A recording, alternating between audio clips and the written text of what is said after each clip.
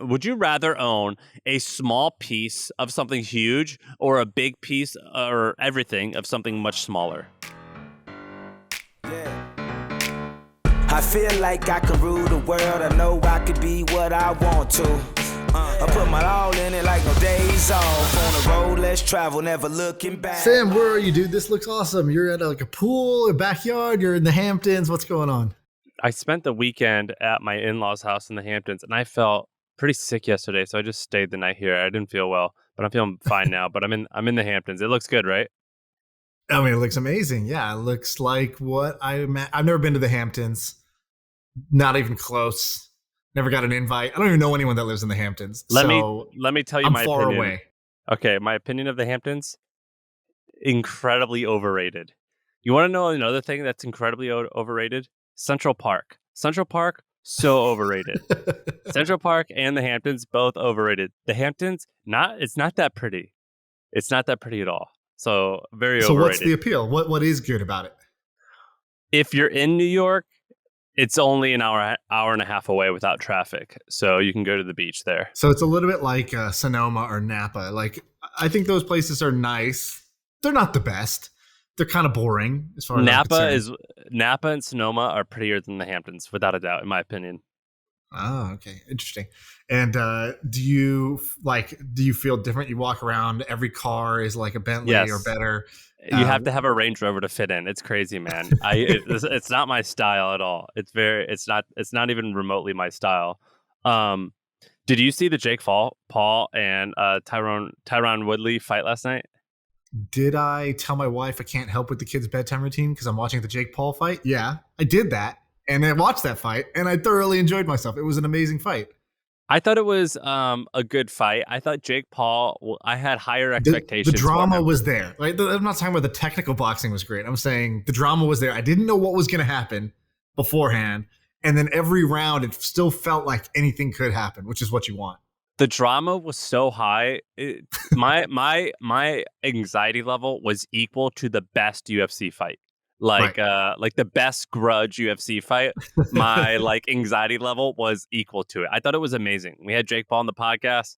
He was way different on the podcast than he was in for this whole boxing thing. But anyway, it was. I was going to tweet it out. I was like, "Hey, congrats to guest of episode 170 on your victory tonight."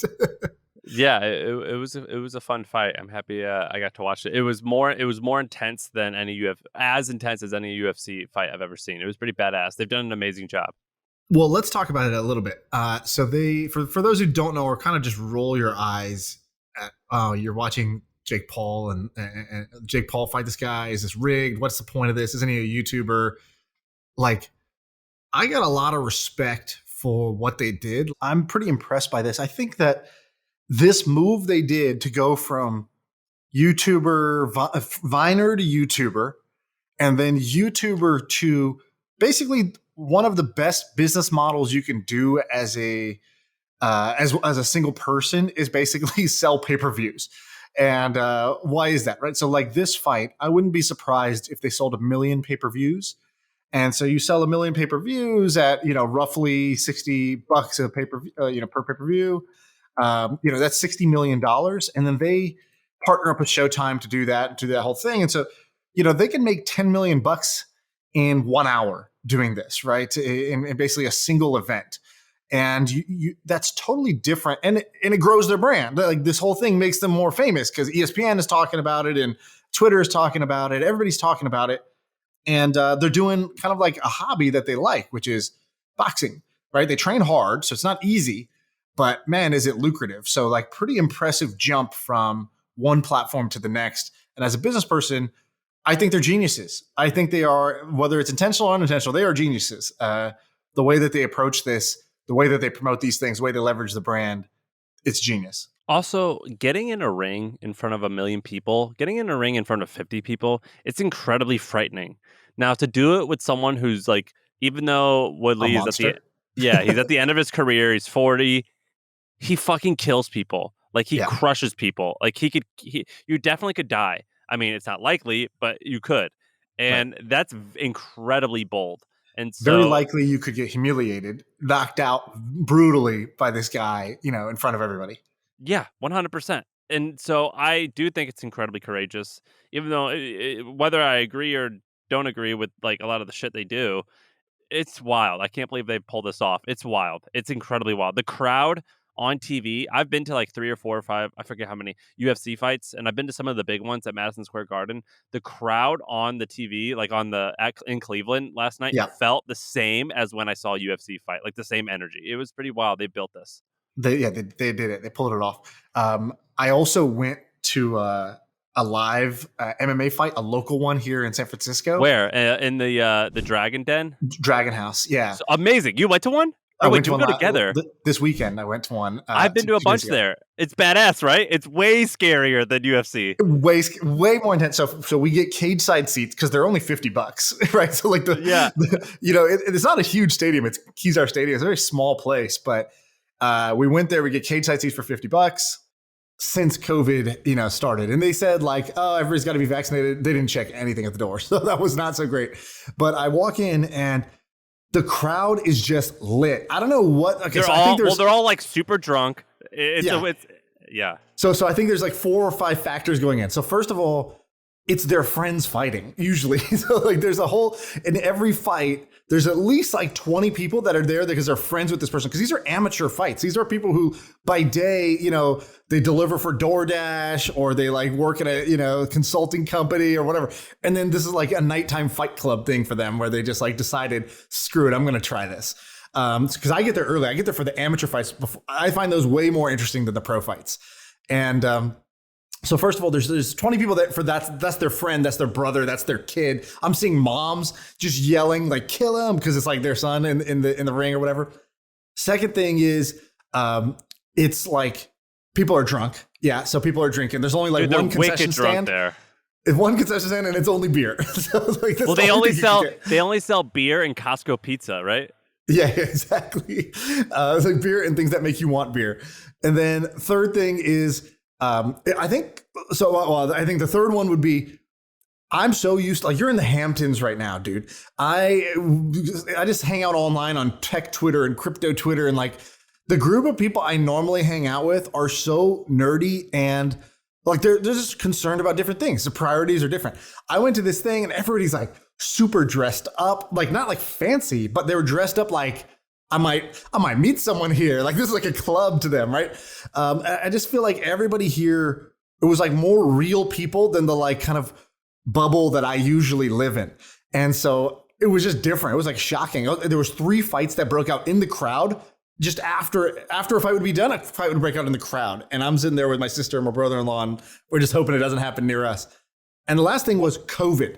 Like COVID, I think, has riled people up. Like when I came in, I was telling my brother-in-law, I was like, dude, this crowd is way better than the last time we came to Dragon House pre-COVID. He goes, dude, people are ready to live. He's like, people were just ready to get out. And you could see it, dude. People were just like, I don't know how the kids use the word lit, but people were lit at this event. This whole event was lit. It was insane. I love going to those. I've probably been to 3 of them. Were the Mongols there? I guess they weren't there because they can't travel. No. I've been there, and there's like a large like contingency in Mongolians, and they have their family there. There was one Mongolian fighter, and his crowd was like, his crew was pretty crazy.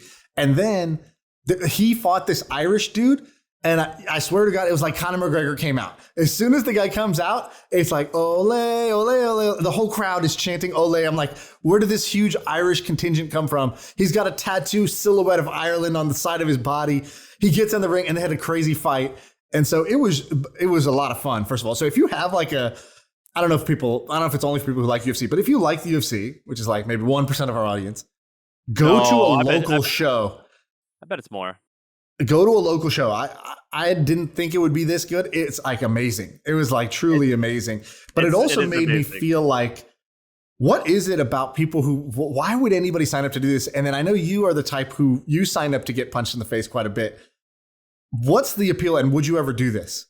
Well, I signed up for a smoker. So what a smoker is it's amateur, so there's no judges, and typically you can kind of have like you can like say ahead of time like, hey, I'm new, you're new. Yeah. Like you don't actually, at the fight that you went into, they're going in with bad intentions. You know, they Right. want to hurt you.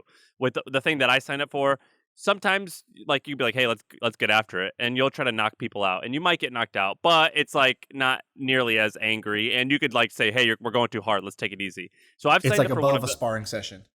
it's above a sparring session, but it's not quite a real fight, or at least it doesn't have to be. And I signed up for it because it makes me feel alive. It makes me feel like I feel soft when I just sit in front of the computer all day. It makes me feel good to survive getting beat up because I know that I'm not going to be stressed out about anything else that I'm going to do throughout the day.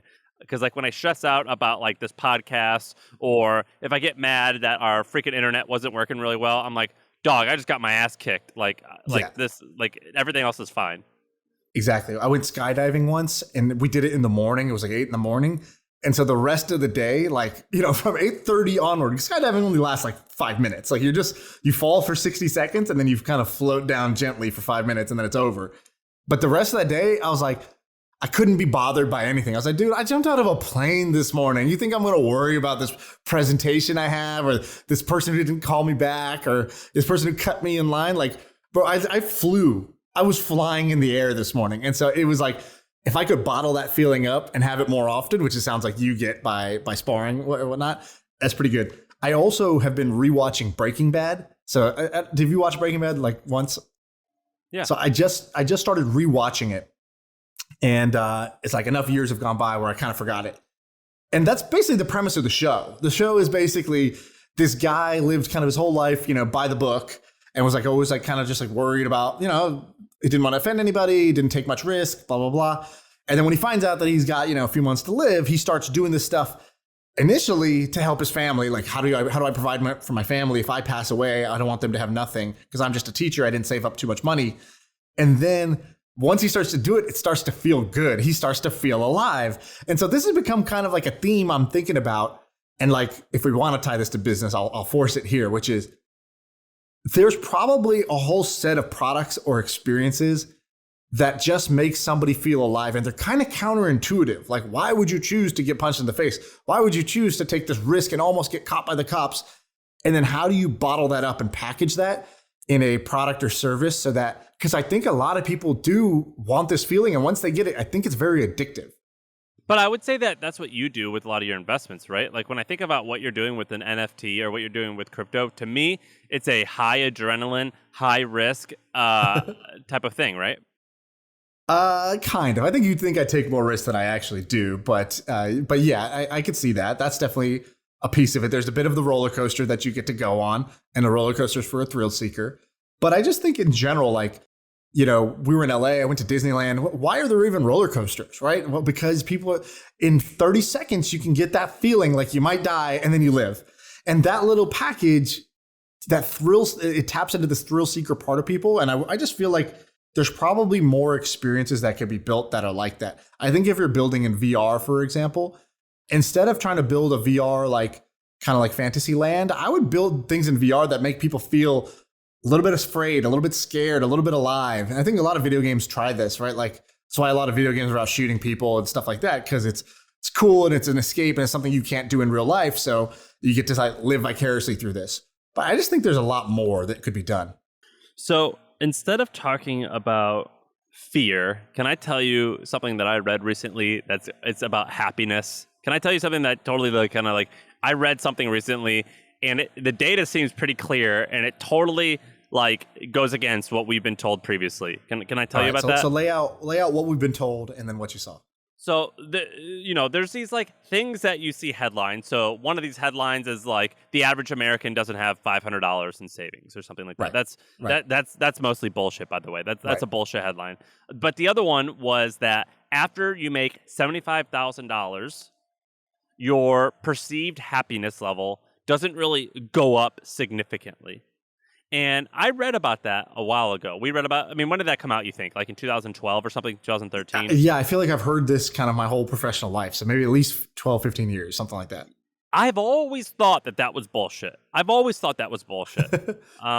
didn't pass the sniff test for you. Not even a little bit. Not even a little bit. And so I came across this study. And so what these guys did was they got 40,000 people to install this app. And this app at random times would ask you, they would ask you a bunch of questions, but it would be on a scale of like 1 to 5 or 1 to 10.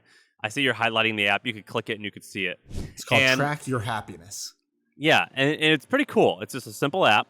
And what they did was they got 40,000 people. And they had all types of ranges. And they asked people how they felt during different periods of the week, of the day, and they would track your income.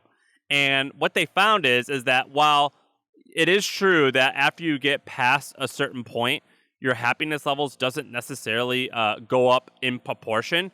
But what this study found is like up until like $500,000, $600,000, $700,000 a year, it was definitely still going up. Yeah, we can show this graph. If you're watching on YouTube, we'll put this graph on the screen, and it's basically 2 lines.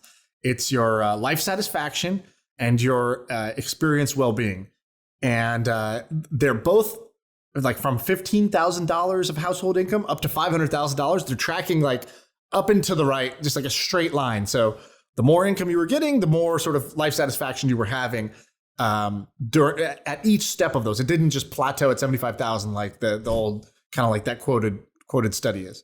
And it may, like the difference between 2 million and 3 million probably won't be significant, but like according to this study, like the difference between 10 million and 1 million is significant and does impact your happiness. And that totally like kind of broke my frame, even though I always thought it would be true. I thought this study was actually really interesting. And there's a few reasons why basically the other one was nonsense. Was the first one was remembered feelings. So the $75,000 study, basically what they did was they asked people how they felt in the past. And that's kind of bullshit because you always think that you remember things better than you actually did. Or like during one period, you'll think it's great. And then you'll say how you remembered it and you'll think during the time you think it's horrible, then you'll look back and be like, oh, that was actually awesome. Right. This actually asked you right then and there how you felt. The second thing was before it said, were you happier then or were you happier now? And that's kind of nonsense because there's no variance. Like the variance is too low. And like, sometimes like it could be, well, I'm a little bit better and that matters. And so it's too binary. It's just yes or no. There's no granularity. Yeah. So I don't know. I thought this was interesting. I wanted to bring this up because it's one of the studies that I always thought that people base, like you read this headline and you believe this to be true. And a lot of people probably make decisions based off of this. And I think it's important to say, no, I think it's bullshit. And you shouldn't base your life on that data or that study. Right. Yeah. And I love this topic, by the way. I think it's great. It's sort of like myth busting of these like common things you hear. Like another one is like the 10,000 hour rule that got really popular because Malcolm Gladwell wrote this book called Outliers. And he's like, oh, to be great at something, you got to spend 10,000 hours. And so then a lot of people run with that. And it's like, well, there's obviously a bunch of caveats, but like the caveats get stripped away as the thing just gets kind of like turned into a fortune cookie tweet, right? It's like 10,000 hours. That's the rule. And sure, there's instances where somebody spends 10,000 hours and gets really great at something, but there's definitely instances where it doesn't take 10,000 hours to get great at something. I've had many of them in my life. And so you want to like, I guess, question a lot of these things that you're told and try to figure out what's the truth and what's the truth for me? What am I going to experience? What do I choose to believe? And so I'm with you on looking into stuff like this. I also think this app is cool, this Track Your Happiness app. I'm going to actually use it. At my previous company, when I was running the Idea Lab, it was my first time as CEO of like a larger group. We had like 20 something employees at that time. And I was 25 years old. It was the most people I had ever managed. And I was like, okay, well, how do I manage people? I was like, well, there's a whole bunch of books on this, but I created something pretty simple. I asked one of the programmers, I went to this guy, Quinn, and he's like this young hacker guy. And I was basically like, hey, Quinn, I would love to just kind of like, if I could go have a conversation with each person each day saying, hey, how are you feeling? How's it going? I think I could be a better manager, but that would take way too much time. And it would just also be like a full on conversation with each person. I said, can you just set up a thing so that at the end of every like workday, so at like 4:30 p.m. or whatever, it just pings everybody individually in Slack. And it just says, hey, Shaan, how you feeling today? 1 to 10. And what's your happiness right now? And it would basically do what this app does. And they would put it in. And then I had a dashboard as the manager, as the CEO, that would show me all these different people. And what I found was two things. The first is some people have a very narrow range of emotions that they feel. So like there's like our CTO is this British guy, Paul, and he's very kind of like stoic. He's sort of like, like British people, sort of dry humor. And so like he never got too high up, too high down. Like he was always like a 7 or an 8. He never hit a 10. He never hit a 5. He always stayed in that range. So I had to interpret his data differently because I was like, for this guy, his self-assessment of his own like kind of like happiness or well-being, his range is different. So I can't just say, oh, 8, you're good. 8 is actually great for him. And a 7 is actually quite bad for him. Whereas for other people who are like, the hot mess folks, it's like some days it's a 1 and some days it's a 10. And I had to interpret them differently. So that was the first observation. The second was when I would go and I could ping them afterwards. I could just say, it could basically ping them once they submit their score. It would say, cool, do you want to add a note on why? And the reasons that affected people's happiness were so different than what I would have expected. I thought people would be unhappy because, they feel like underpaid or overworked or, maybe their colleague sent something to them. And it was always like the smallest shit. It's like what? It'd be like, it'd be something like, oh, at lunch today, this table was full, so I kind of had to go sit over there. Or it'd be like, we're working on this project. I really wanted to get more done, but I got a phone call. I got distracted. It's like, they were like, some people were like, some people got off on high output. And so their happiness was like, it's like, oh yeah, we had to do that team meeting. And so I didn't get to go work on my project. I didn't get to write enough code today. Or it'd be like something really, really small. It's like, yeah, I'm really dealing with this kind of like back pain. So this chair is really uncomfortable. It was always things that I wouldn't have otherwise seen. And so it brought those to the surface. And then I could decide, oh, is this something I could affect and like improve? Or do I just like, at least I get a better understanding of them. So that was like one of the better products that we built. We probably should have productized it and made it an actual like work tool for other people to use. Yeah, I used to use this thing called 15.5. You remember that company? They're doing pretty well, dude. I think they're pretty successful. I would bet they are. So they kind of like went quiet for a little while, and typically that means it's failing horribly or it's actually quite large. Like it's usually like one or the other. And so it was called 15.5, and basically they would send you 5. The whole product, it was very simple, and it's probably thrived during COVID. But basically they send you an email every day, and it takes. Is it 15 questions that are 5 minutes to answer, or it's 15 minutes to answer 5 questions? One of those. And that's all it is they just send you an email at the end of the day and they say, what did you get done today? How do you feel? Yep. And that's all the product is. And I would imagine that it's quite large. Yeah. Yeah. I think it raised at like $130 million valuation recently or something. So, maybe that's a little out of date. That's 2019. So I bet it's doing pretty well. All right, let's do a different topic. What do you want to talk about? Let me tell you about a different company that I recently discovered. So it's called ESRI. Have you ever heard of that? No. Sounds like a government agency. Kinda. Okay, so ESRI. So basically, there's this entire sector, this entire industry that needs important map information. If you scroll all the way down to where it says felt, you'll see where I am. Yep. But basically, the idea here is there's this company called ESRI. It was started in the 1960s. It's 100% owned by this one guy and his brother. So 100% owned by the same family. No debt. They've never taken any outside funding. You can't find anything about it. It does over $1 billion a year in subscription revenue. And basically what it does is... subscription revenue. Nice. Yes. It's software. It's I guess you could call it information, but probably at this point software.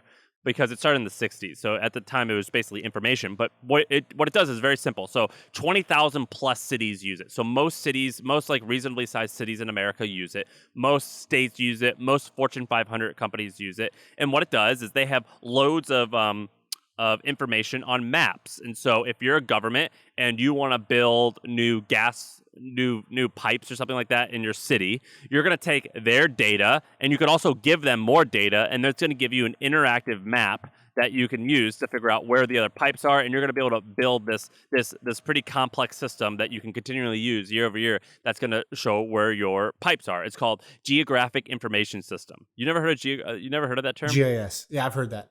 Yeah, I thought for sure you would have heard of that. So it's almost like Google Maps on steroids. So in the same way that it's like B2B Google Maps. Yeah, so in the same way Uber uses one of the Apple or either Google Maps, this is what like the city of like the Hamptons would use when they're building new roads and when they're building new electricities. Now, there's a few reasons why this is interesting. One, it's one of the most complex and one of the most interesting family-owned businesses I've ever seen. Total monopoly. So, in the way that they got their monopoly is they go into colleges, and so they work with engineering students. They've worked really hard on making sure all of the colleges, they give their software to for free, so the engineering students start using it at a very young age, and they're used to it. Then when they graduate, they go, oh yeah, let's just use ESRI. And so they know exactly what they're doing. And it has a total moat also because selling to a government is impossibly hard. It's incredibly difficult. Why? Because when you're a government, you want to make sure that the vendor that you're using takes 100% responsibility if something F's up. And so when you're like signing up, if you're a government employee, if you're working at a Fortune 500 employee, you want cover your ass insurance. You know, you want a company that's like well known and like not new and like they're going to take responsibility if something bad happens. That's ESRI.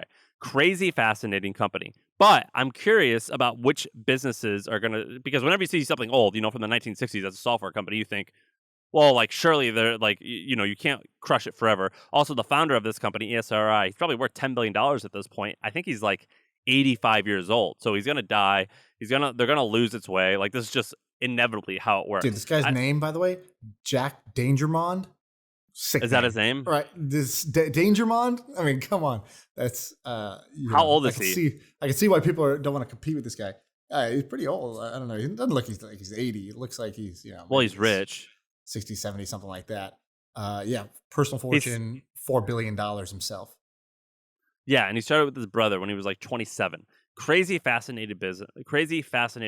And I came across never taken a cent outside of a $5,000 initial loan from Dangermond's mother. Crazy, right? Crazy, fascinating company. And he seems, you know, what I read about him, he seems like a good guy. Him and his wife, he's an environmentalist. So he started this because he cared about like wildfires and things like that. And he was building software to help create maps that somehow reduce wildfire, which I'm going to explain in a second. But basically, there's a new company. There's a bunch of new companies coming out. The first one is called Felt. So go to felt.com. It totally does not. I went to this. It looked. Well, this is like an early access site, but I saw it and I said, "Oh, this is kind of interesting." So I started looking into it. I read your notes on it. This Felt thing seems pretty cool. Are you investing in this? This seems like kind of awesome. Nope. I've never talked to this person. So it started by a guy named Sam Hashimi. His first company was called Remix. It was a city transportation planning startup that he sold for $100 million. And when he was doing that, he learned all about the inadequacies of like basically using maps and creating maps for your service. And he said, well, I'm going to create a better map business, something that people can add stuff to. And it's almost like where ESRI is like Google Maps, this is like Waze. So people can contribute to it if you use it. Kind of fascinating. And it seems very, very interesting. And I always like these old school companies. I mean, I like this company this guy Jack started. I think it's badass. I love seeing the new guys that are going to try and take this and kick their ass. I think it's very fascinating. Yeah, this is cool. I like this a lot. There was a company called, what's the name?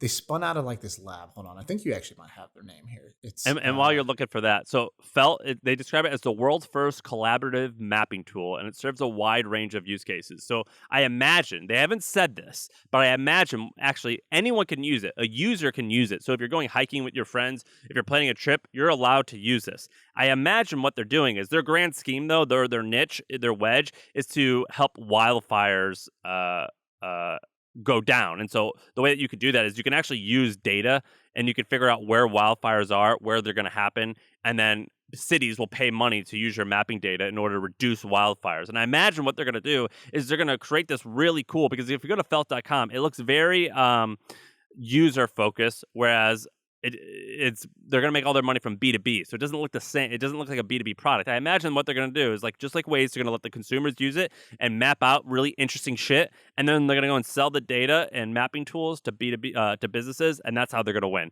Crazy fascinating. Go ahead. Yeah, I think it's cool. So the company I was thinking is called Descartes Labs. And I met the founder of this at a dinner. And he was telling me about it, and I was like, "Wow, this is kind of amazing." And this became one of my misses. I was like, "Oh, I really should invest in this." And at the time, I wasn't really investing super actively, and I missed the boat. I think this has become like a very big company, but at the time, I was like pretty convinced that this is going to be a winner. And why is that? So they spun out of Los Alamos National Labs or whatever, which is like in New Mexico or Albuquerque or something like that. It's like this, like it's kind of like NASA or something like that. So it's just like highly kind of scientific community. They spin out. they create this commercial company that's called Descartes Labs. And what they do is they do satellite imagery. So they would basically take, I don't know if it was their own satellites or other people's satellites, but they would take the imagery of like, cool, there's this image from a satellite of a field. And then they could run all kinds of machine learning and like kind of computer vision and different like more modern technologies on top of that. And they could give a hedge fund an idea of how much corn yield there is this year.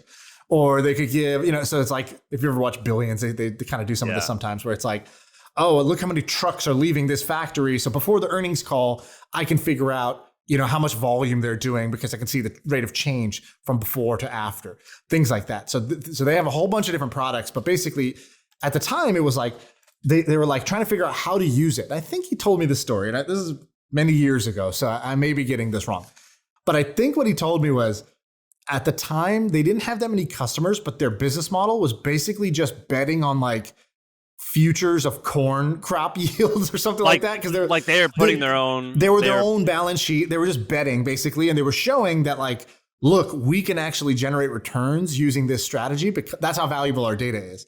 And I think since then, I think that was early on when they were like just making the technology and playing with it. But either it was them or them and a partner doing that. And now I think they have a lot more customers who are looking for this, whether it's like, agriculture company that has some need because they need to predict, the way that the world is changing, the way that the way that any data that you can get from satellite imagery is basically what they do. So I really like that business model as well. Some people are doing that in terms of getting satellites into space, and other people are doing it, taking the satellite imagery and making more sense of it, getting more actionable like data and insights from that. Did you say the name of the company in front of the founder? The name of what company? Oh, no. He told me. Am I saying it wrong? Is it like French? Have you heard of the philosopher Descartes? What's the French philosopher's name? René Descartes? Maybe that's what it is. What did you call it? Descartes. it's Descartes. Yeah, it's Descartes. It's like I forget. René Descartes. Is he the guy who said "I think, therefore I am"? Anyway, that's right. I think, therefore, I know. I know that I got that pretty badly wrong. I met this guy years ago, so I don't even fully remember the idea. I just remember thinking, oh, that's interesting. All my friends are making like apps to like order pizza and like to-do lists and stuff like that. And this guy's basically taking satellite imagery and looking at it.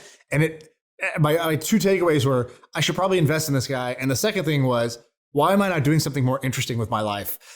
Because that sounds way more cool and interesting and like probably valuable than competing around ideas that everybody has and that everybody could kind of do. And so that was a takeaway I had during that process. You want me to keep going or you want one? No, do one. All right, let me tell you a quick story about a guy named Wayne Huizenga. I love Wayne Huizenga. I read his book. I believe it's called Building Blockbuster. So there's this guy named Wayne Huizenga. All right, now I'm going to sound uncultured. Is he from, I always get it confused, Holland in the Netherlands and Dutch? Are they all the same thing? Dutch is a way to describe people, I think, from the Netherlands. I think Holland might be a part of the Netherlands. I'm not sure. Dude, I don't know. I'm sounding uncultured. I'm sorry. But what does it say? What does Wayne Huizenga say? So he's of Dutch descent. We'll go with Dutch descent. Came to the United States from the Netherlands. All right, good. All right. So he's born in 1937. All right. So listen to the story of this guy. Born in 1937, parents divorced at a young age, went to the army. And when he was in his 20s, he started this company called Waste Management. Basically, he had one truck, and he started a waste management business where he would just go from door to door, throwing away your trash. And eventually, like after only a short amount of time, like 2 years, he starts realizing that this business is incredibly there's loads of small players who all just own little bits and pieces. And he goes, well, fuck, I'm just going to buy all of them. And so he starts buying a shit ton of them, something like 2 or 3 a week. And his business eventually has become Waste Management. Today, it's got a $64 billion market cap. It's the biggest waste removal company in the country, and it's incredibly big. And he left that in 1984. So he built this huge business, and you'd think, all right, so that's great, go and chill. Next, when he was still in his 50s, I believe, he starts a company called Blockbuster. And so this is in 1987. He found one Blockbuster. It was one Blockbuster store.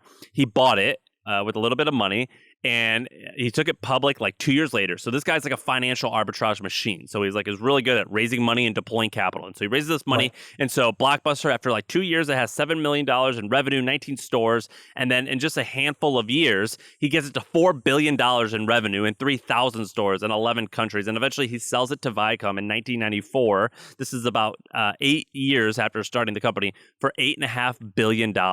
And so it's pretty crazy. And if you would have invested $25,000, and so he would let some friends invest, and if you would have invested $25,000 into Blockbuster when it went public in 1987, it would have been worth about $1 million when they sold. So he's pretty amazing. I mean, he's got a good track record. So he also started something else, right? He also started automation.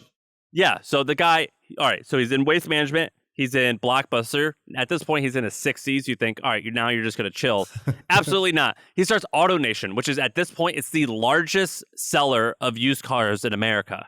So he went from waste management to Blockbuster to cars. And then throughout this whole period, he's also doing the same with resorts. So have you ever heard of Extended Stay America? I believe now it's owned by Marriott. You never heard of Extended Stay of America? So basically, they've got something like 500, 600, 700 motels that are nice enough that you could stay for like a handful of, or for like a month or like 2-4 weeks at a time. He started that. He also started a bunch of different golf clubs. And then in the 90s, he eventually buys the Miami Dolphins. And I think he bought another Florida. What's the Florida football team? So that's the Dolphins. And then he bought the Florida Marlins, also the baseball team. The Marlins. Pretty amazing. Is this and so I always was amazed at this guy. And the reason I was amazed at him is he had an incredibly positive attitude when he was doing this whole thing. And so here's a few things. Here's a few quotes that I have from his biography that he talked about for his philosophy. The first, we made small acquisitions in different states around the United States. It was just easier, faster, and cheaper to go in and buy out a guy who was already established in a market, even if it was very small. Then I'd hire a bunch of salespeople to go out and do the internal growth.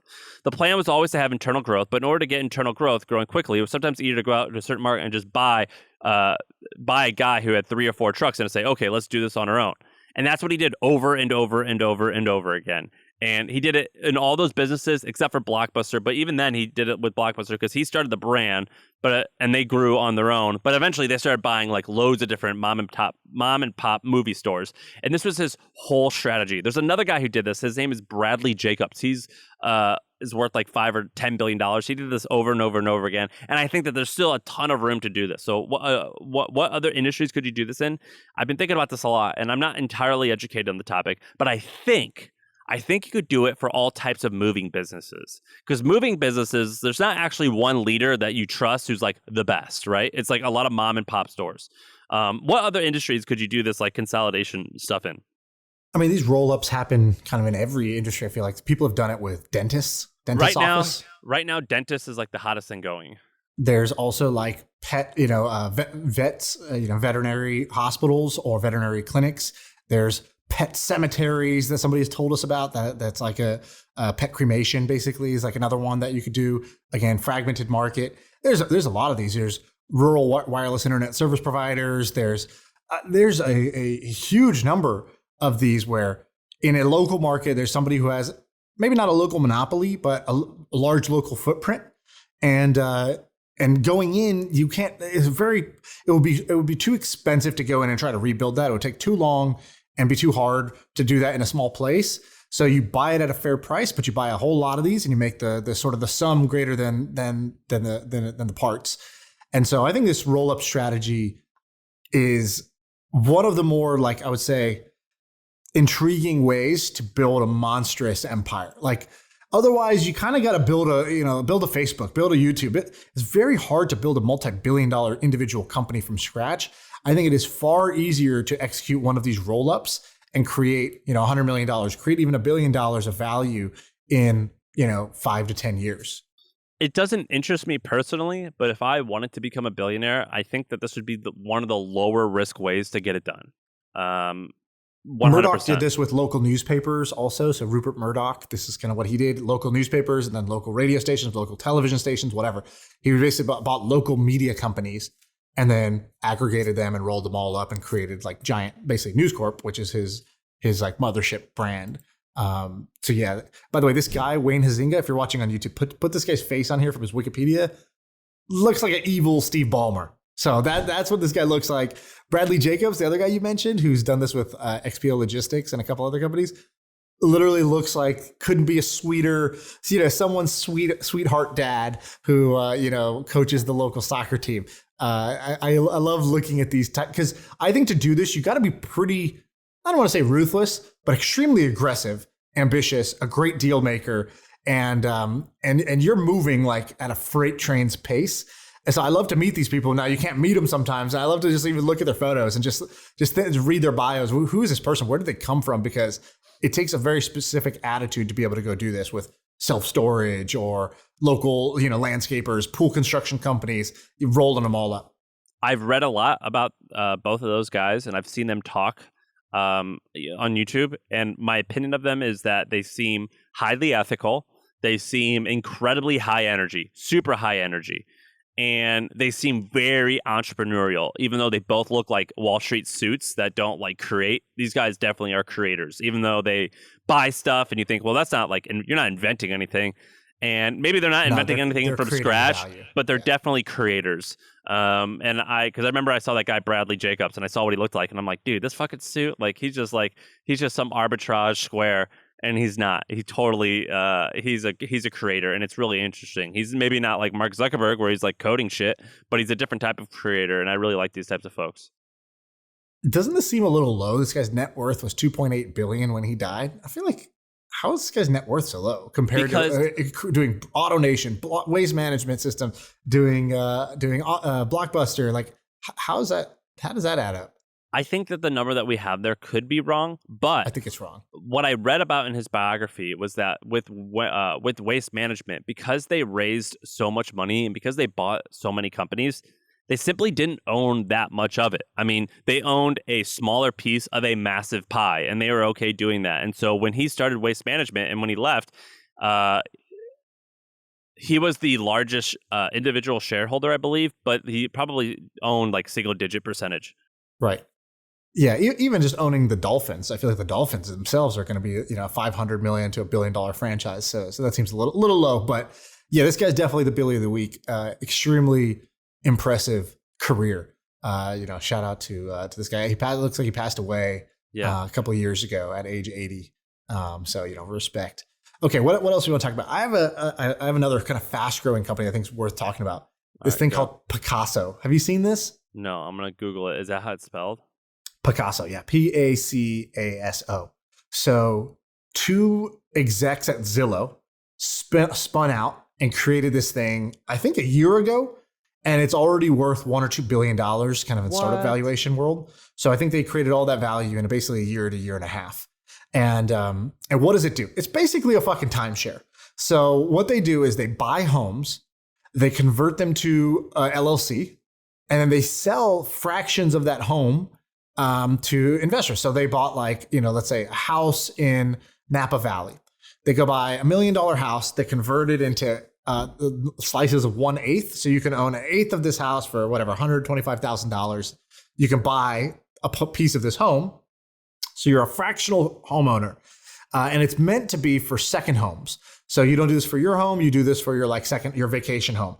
And, when you buy that 1/8 of the house, that gets you 44 nights of a stay in that home for the year. And you can either use them yourself, you can gift them to others. I think you can rent them out or let them rent it out for you. And this company takes this insane rake. So they take 12% of the purchase price up front, just straight off the bat.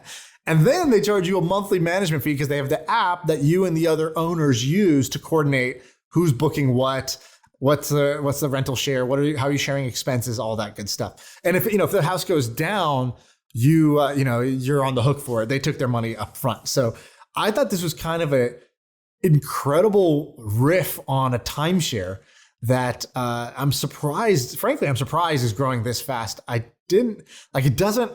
It's not something I look at and I say, that's awesome. I wish I had done that or thought of that idea. I actually think this is kind of dumb. What do you think? So timeshares, I mean, timeshare is a huge business. I like the idea of a timeshare is not bad. I would be into owning one. It's just that I don't want to go like through the sleaziness of you know what I mean? Like You don't want to sit through the webinar. yeah, I don't want to. I don't want to go to the seminar. So it's weird. So I think it could be cool. Why is it worth so much so fast? Yeah, I don't know. I mean, they've grown, so Pacasso valuation. I saw it because there was a big protest going on. So Pacasso raises 75 million, goes from launch to unicorn in 5 months. So I think part of it is What was the protest? What's that? You said there was a protest?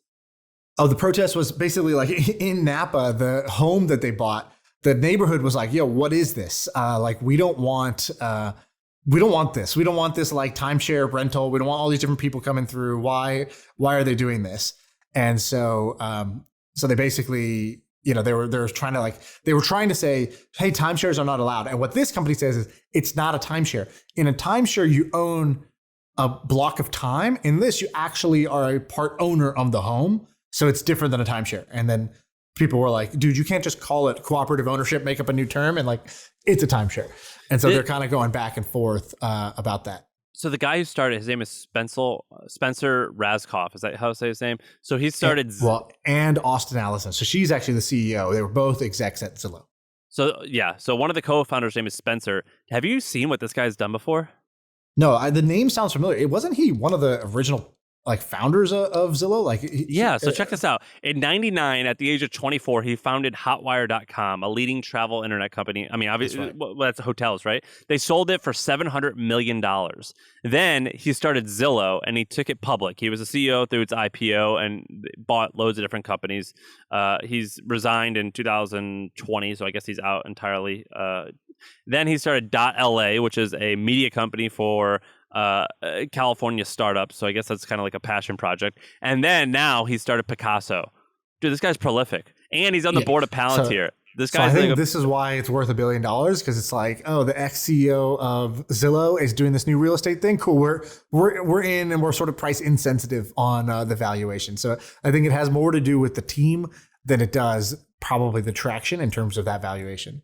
Yeah, this guy's a badass. I mean, he's a hardcore badass. Would you want, when I think of these types of things, these companies that raise all this money, we talked about Zillow, or we talked about this company Pacasso, and this guy looks like Spencer. That's his history. Also a podcaster. He's got the Office Hours podcast. There you go. Oh, we should have him on here. Spencer, if you're listening, come on. Do you like this strategy of raising, would you rather own a small piece of something huge or a big piece or everything of something much smaller? I don't think about it that wouldn't be the deciding criteria. If it was just between those two, I would rather own the whole thing of a smaller thing. I find it to be more fulfilling, and I think economically you end up doing better. You have more options, because when you own a small piece of a bigger thing, if it happens to go a little sideways and doesn't have the big unicorn exit, doesn't go public, doesn't get sold for $3 billion, it's very easy to kind of walk away with very little, because you raised all this money. So now you have the first $100 million go back to investors, and maybe you only sold it for 70 or something like that. Whereas you owned like a huge amount of the hustle. I think that path is better, because you could sell for $12 million and walk away with $10 million, out of it. And so I think it gives you more options on how to build your wealth. Now, that being said, there's something fun about building something massive and going for something that's like truly game changing with 3 extra zeros on the back of it. So I respect both paths. If I was picking between those two, I would want to own more of a smaller thing, because it gives me more options. What do you think is easier? Oh, for sure, owning a small thing. Now, easier in one sense, which is it is easier, I think, on a day-to-day basis, because you don't have to worry about fundraising, shareholders, other shareholder management, and you can exit for smaller amounts. The harder part, when you go rate, like these guys just raised $75 million, they're not going to feel like they're like roughing it every day. Whereas when it's your company and you probably ran payroll for, the first year of the hustle. And you probably had to worry, let's say, advertisers pull out, you probably were feeling that pinch because you were more or less bootstrapped. You raised a little bit of money, but Right. I don't think you ever felt like, you have this huge cash cushion that you can just fall back on. Well, yeah, I did not. But my opinion, I normally would have agreed with you. But when we had Mark Laurie on the podcast, and I had a lot of his coworkers reach out to me after the podcast, and basically Mark Laurie's our Judge.com, and what he's done is he what was his vision? He had this phrase, and I forget the phrase, but it was like vision, capital, people. Is that what it was? Yeah, that's his fun name now, so we can look it up. But yeah, it's Vision, capital, people. Yeah, you got it right. VCP. Vision. And so that was his whole premise. He's like, everything. I come up with the vision. I get the capital. We get the people. That's what we do. And when he says that, I'm like, what does that mean? Like, that's a pretty vague, fluffy thing. But I started talking to people who worked with him, and they're like, he did that so well, where he would raise all this money, and he really he did a lot of work, but it wasn't like he wasn't doing the shit that you do when you're just starting out, when you don't have any money, I ran my own payroll. I did all the banking. I did, I would go out and get all the vendors. He was he just hired amazing people, and they did most of the work, and he just took care of the hard part of selling people to join the company and selling people to give them money. And I thought about that. I'm like, dude, that does sound so easy. Awesome. Yeah. It sounds pretty awesome. It's not that it's easy. It's awesome. That's how I'd put it. Nothing's easy. Anything valuable is typically, you don't go to it because it's easy necessarily. But I'm totally with you. What's more fun, a small vision or a big vision? A big vision, right?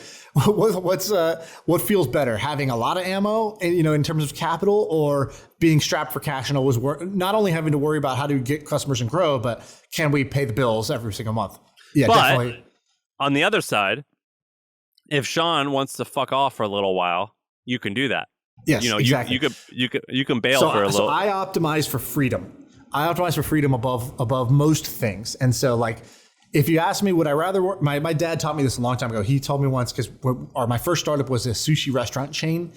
And I was talking about, why it's fun and blah, blah, blah. And he was trying to convince me to come work in the energy industry. He's like, he worked at BP. So he worked in the oil and gas industry. And he's like, the minimum is you like to play poker, right? Now, when you go to a poker table, you can either sit down with $100 or you can sit down with $10,000 or $100,000. You're still playing the same game. You're still going to sit there for 6 hours. He's like, why not play the bigger game? And he's like, in the energy industry, the minimum stakes are in the millions. Nothing happens in the hundreds of thousands of dollars. Like you're saying, a restaurant, one location, if it works, can produce $100,000 a year of net income or $125,000 of net income. He's like, why not he's like, a small project and a big project. If you make it your obsession, which is what you're going to do when you go start a startup, they both take the same amount of time. They're both going to be all consuming. All right. So might as well do the one that has the bigger payoff. So when he said it like that, I was pretty sure, that's why my next start, I stopped the food thing and I went and did a biotech company, because he was right. In biotech, we made one deal that was worth $5 million. And I was like, wow, that would have taken us 5 years and 25 locations to do in the restaurant industry. And this was one great meeting, one great presentation, and a year of technology development, and boom, $5 million came through the door. So I kind of got to taste both sides of it. And so if I was a big project and a small project both take the same time, a big project's more fun. But what I don't like is big companies, because in big companies, I feel like I lose my freedom of my time and my energy of how I want to spend my day. And so that's why I'm trying to find this mix of my perfect situation is I work for myself and pretty much by myself, but I'm working on things that I feel are big and can pay off big. And with the world of the internet, that's now possible. One of the most expensive mistakes I ever made. So Trends now makes millions of dollars in subscription revenue. It's a really good business. We made relatively minor changes, not that different. It wouldn't have cost us more money. We maybe would have had a few more people.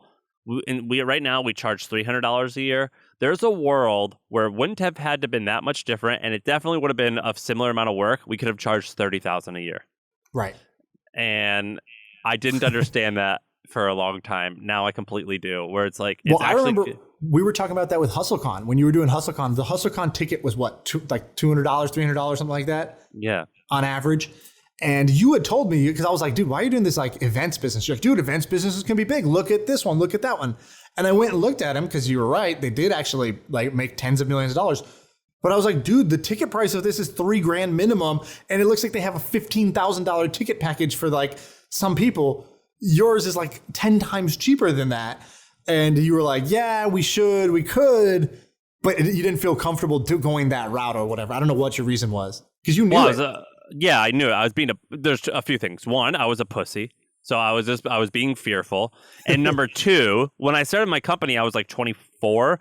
And I never had a job before. What I don't understand is how these young guys, like people who are 21, 22, 23, like when the folks who started Box.com, which is an enterprise cloud company, they were like 20 or 19, like in college still. What I don't understand is when you're a 19, 20, or in my case, I was 24.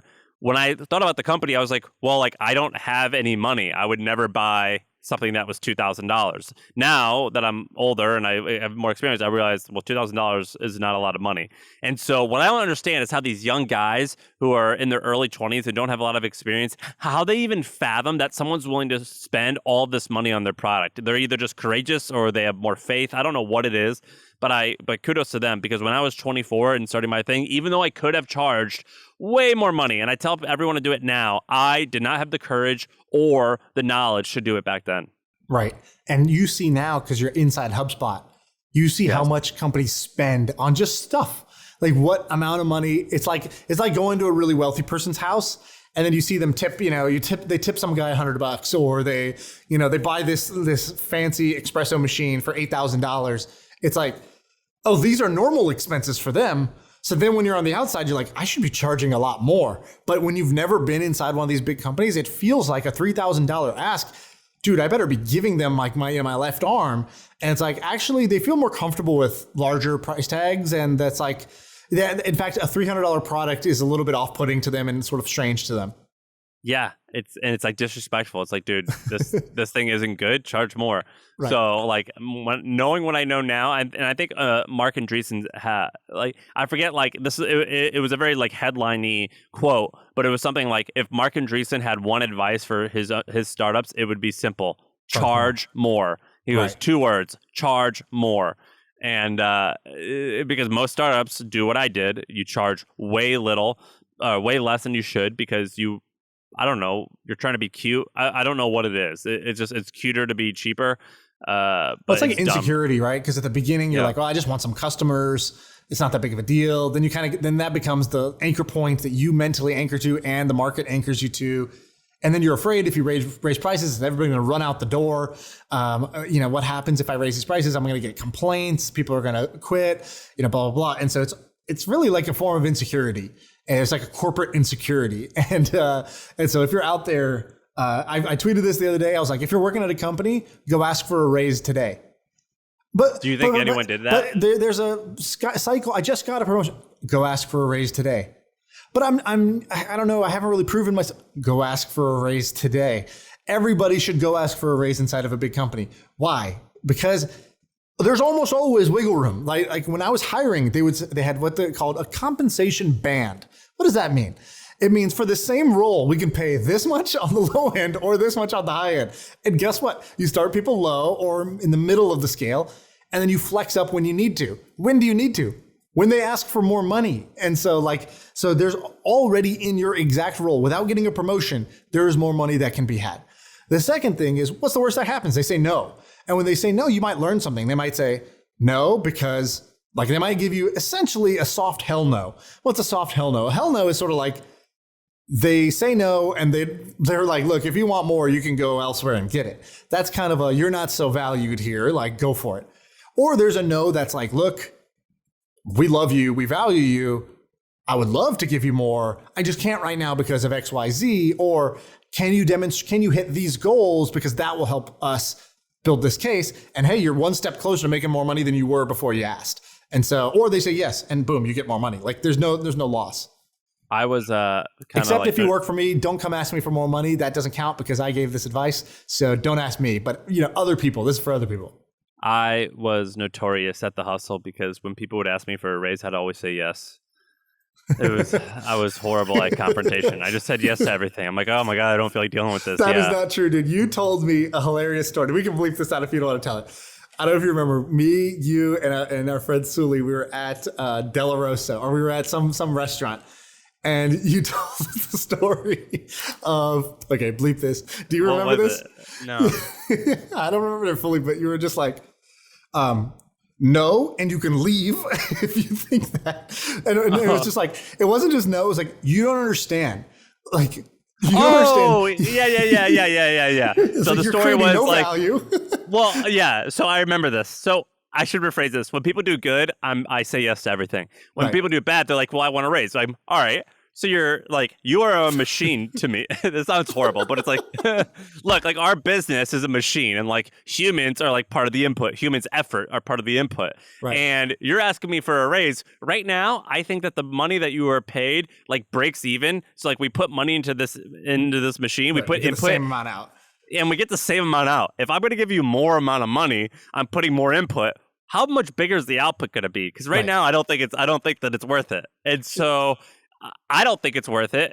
And so if you don't think that that's fair, then you should go to some other machine and figure out where that input can have a bigger output. Because right now it ain't working.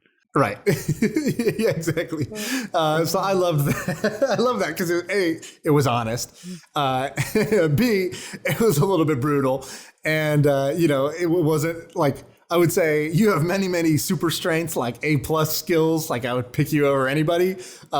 Softly wording things is not one of them. So I found it to be super funny. But really, again, even if you find that information out and it hurts in the moment that this person says, look, it's not on the table with the way things are currently at. If you find that out, that's a good piece of information. It hurts in the moment, but it's a good piece of information to know, because you might say, shit, I need to create more value here. What would it mean? And you can have a conversation. You can say, well, what would I be needing to do for you to feel great about paying me double what I'm making today? That's a question you can ask. They might not know the answer on top of that, but they'll come up with it. They'll help work with you on it. And then you'll realize, oh, that's where the value is created in my business. And so maybe in this machine, that's where the machine needs the oil. I should go oil that part of it and create all this new output. And then of course they'll give me some more because I've created disproportionately more value out of it. And so it's a good conversation to go have if you haven't had it, with the people you work with. All right, good. Well, let's see how many people are going to do that. All right, good pod. Yeah, let's get out of here.